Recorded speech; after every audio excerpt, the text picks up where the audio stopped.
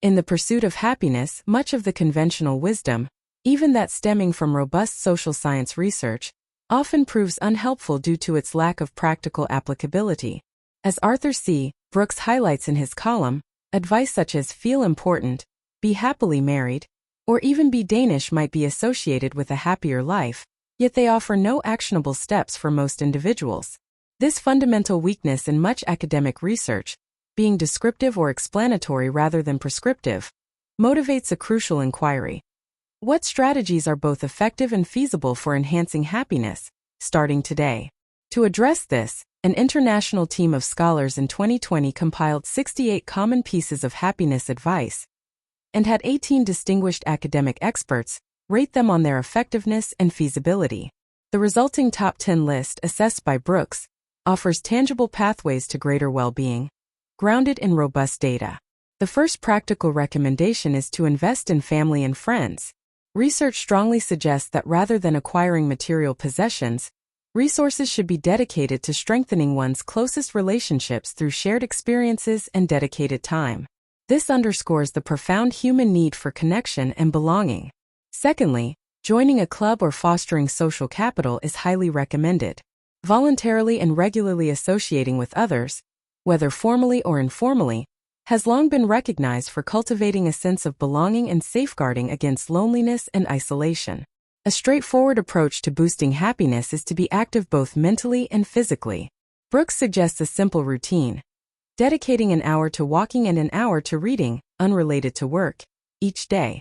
This highlights the importance of both bodily movement and intellectual engagement. Fourth on the list is to practice your religion.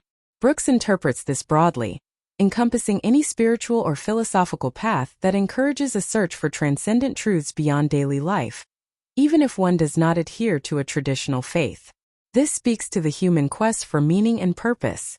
A more intensified version of physical activity, getting physical exercise, is also key.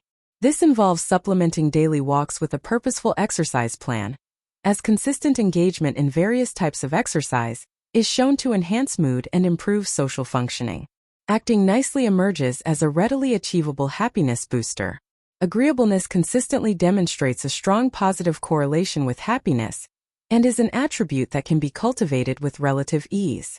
Similarly, being generous rewards the brain with happiness-enhancing boosts of neurochemicals like dopamine, serotonin, and oxytocin, making altruistic behavior beneficial for the giver. Maintaining good health is paramount, as demonstrated by the advice to check your health. Chronic pain and anxiety are identified as significant sources of unhappiness, emphasizing the importance of regular medical and dental visits, and seeking mental health assistance when emotional issues impair daily life.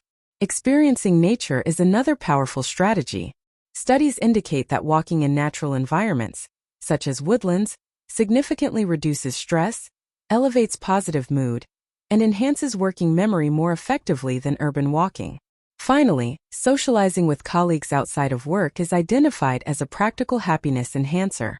Data show that work friendships increase employee engagement, contributing to both happiness and productivity.